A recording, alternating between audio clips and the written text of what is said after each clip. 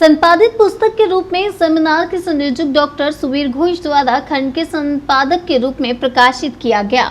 ढाका बांग्लादेश में जगन्नाथ विश्वविद्यालय में बंगाली के प्रोफेसर साहिल राजीव ने बताया कि कैसे 1947 का विभाजन बांग्लादेशी लेखन में एक आदर्श बन गया। डॉक्टर स्मिथ कौर चौधरी, अंग्रेजी अध्ययन केंद्र, गुजरात केंद्रीय विश्वविद्यालय अहमदाबाद, भारत में सहायक प्रोफेसर, सत्र की अंतिम वक्ता थी। उन्होंने वर्तमान पीढ़ी के विभाजित परिवार के सदस्य के रूप में विभाजन की कई यादें पेश की और आघात शब्दावली विकसित की। इस सत्र के अध्यक्ष विश्वविद्यालय के भारतीय भाषा विभाग के प्रोफेसर दिवाकर प्रधान ने विभाजन पर दिलचस्प विचार विमर्श करने के लिए वक्ताओं के प्रति आभार व्यक्त किया।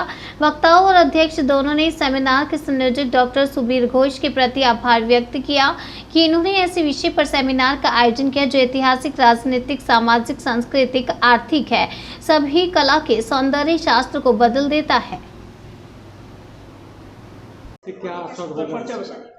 नमस्कार, मैं डॉक्टर उत्तम गिरी, असिस्टेंट प्रोफेसर बांग्ला विभाग के ही हैं। हम लोगों का जो इस विषय है पार्टीशन के ऊपर, आगे पहले हमारे बाकी जो कन्वीनर और ऑर्गेनाइजिंग सेक्रेटरी बोले हैं, यहाँ पे सबसे मुझे एज ए ऑर्गेनाइजिंग सेक्रेटरी के रूप में जो हमको अनुभव मिला है ये है कि एक है एसोसिएशन, और ये केवल हमारे पार्टीशंस के जो इश्यूज़ है ये इंडिया के नहीं, ये कहाँ कहाँ कैसे रिफ्लेक्शंस हुआ वो अपने संस्कृति और अपने साहित्य के में उन लोग कैसे विक्टिमाइज हुए या किसी में कुछ प्रोडक्टिविटी आए हैं। इस विषय पर हमारे जितने सारे पार्टिसिपेंट्स हैं, हमारे जो विशिष्ट विद्वज्जनों हैं, उन लोग इसमें एक सुचारू रूप से वक्तव्य अपने आप तक की हमारे पेश किए हैं और निष्कर्ष के रूप में बहुत सारे इश्यूज़ जो हम लोग सच्ची में जो एक सेमिनार के थ्रू उभर कर आए हैं वो बहुत ही रोचक हैं और बहुत फ्रूटफुल हो रहा है हमारे इस सेमिनार के।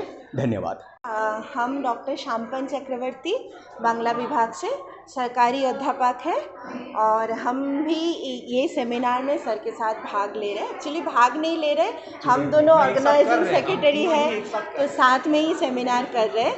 और बहुत इसमें एक ही बड़ा बात है कि पार्टीशन और बहुत सेंसिटिव एक इशू है और अभी तक ये इतना मतलब रिवॉल्विंग इशू है, तो ये वाला इशू को लेके हमारे पास करीब 150 से 200 आए हैं जो है पेपर आया है 213 पेपर आया है पार्टिसिपेंट और बहुत सारे पार्टिसिपेंट्स जो बाहर से आए हुए हैं, जो ऑनलाइन बोल रहे हैं, उसमें पाकिस्तान से, श्रीलंका से, बांग्लादेश की तो बहुत सारी नंबर में आए हुए हैं सारे लोग। 49 पार्टिसिपेंट। हाँ, इसकी मेन थीम क्या है?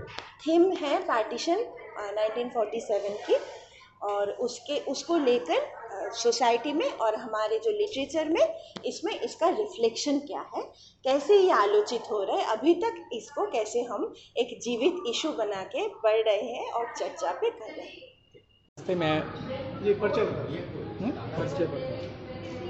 नमस्ते, मैं doctor Subir Ghosh, assistant professor, department of Bengali, faculty of arts, Banaras Hindu university, and also I have a convener of 3 days multilingual international seminar on partition of 1947, reflection on society and literature. ये 3 दिवसीय एक कर्मशाला हो रहा है पार्टीशन देशभाग के ऊपर, देशभाग समाज और साहित्य में इनका प्रभाव, इस विषय में ये 3 दिवसीय कर्मशाला हो रहा है।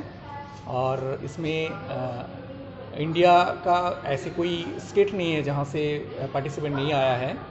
23 स्टेट्स से पार्टिसिपेंट आया है और उसमें 269 पार्टिसिपेंट ऑनलाइन पार्टिसिपेंट थे और स्पॉट रजिस्ट्रेशन लेकर 280 के ऊपर पार्टिसिपेंट इसमें भाग लिए हैं।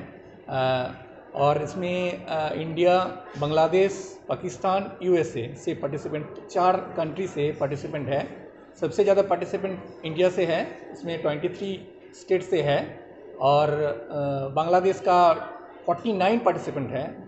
बांग्लादेश से 11 विश्वविद्यालय से ऐसे पार्टिसिपेंट इसमें भाग लिए हैं ये 3 दिवसीय कर्मशाला में। और इंडिया का ऐसा कोई मतलब यूनिवर्सिटी नहीं है जहाँ से ऐसे पार्टिसिपेंट भाग नहीं लिए हैं। इसका उद्देश्य ये है कि पार्टीशन 1947 बहुत दिन हो गया है देशभाग के बाद दो एक्चुअली हम लोग बोल सकते हैं कि बोलते हैं कि operation successful but patient have died. मतलब हम लोग स्वाधीन तो हुए हैं, स्वतंत्रता तो मिला है, मगर देश दो टुकड़ा होके ये स्वतंत्रता में मिला है। और ये देश भाग जो दो स्टेट में सबसे ज़्यादा इसका प्रभाव था, एक बंगाल और एक पंजाब, ये दो जो राज्य है, दो जो स्टेट है, स्टेट को विभाजित किया गया है और इनका बहुत बड़ा प्रभाव समाज में आया है। और समाज में प्रभाव आएगा तो उसका प्रभाव साहित्य में भी देखा जाएगा। साहित्य और केवल समाज और साहित्य नहीं, इसमें सिनेमा मूवी में भी इसका बहुत प्रभाव है, कल्चर में भी प्रभाव है। अभी भी बहुत सारे ऐसे इमाइग्रेंट पर्सन हैं जिनका कोई घर नहीं है, ठिकाना नहीं है, देशभाग के बाद उन लोग आना पड़ा है, उनका कोई जगह नहीं मिला है। तो ये इतना पुराना एक विषय है, मगर इसका रिफ्लेक्शन अभी भी समाज में जारी है। तो इस विषय में लोगों को जागरूक करना, और इसमें इतने सारे जो पेपर आया है, ऐसा कोई विषय नहीं है जहाँ से पेपर नहीं आया है, सारे विषय से पेपर आया है।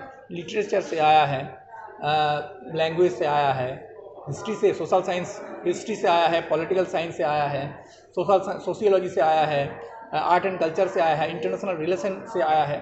ये एक्चुअली इंटरडिसिप्लिनरी एक रूप लिए है ये 3 दिवसीय कार्यशाला का। हमारे साथ हम कन्वीनर है, हमारे साथ 2 ऑर्गेनाइजिंग सेक्रेटरी भी है, डॉक्टर संपन्न चक्रवर्ती और डॉक्टर उत्तम गिरी। मैम भी कुछ बोलना चाहेंगी इस विषय में। were also young. She was also breastfeeding them then, and she had to leave them behind. Right? This is a story which I am telling you generally. There are particular stories. We get back to the other side of silence once again. There are stories with evidences, names, in that book, and they all talk about these multiple identities. The women were not secure even with their own families. So the first thing that happened was, and this is something which my grandfather repeatedly, reported to us. So 2 things which my grandfather would often say, and use a Punjabi phrase, "Main nark dekhya." I've seen hell. "Main nark dekhya." Loka ne apni dhiyan mariyan. Right? People killed their own daughters. Right? And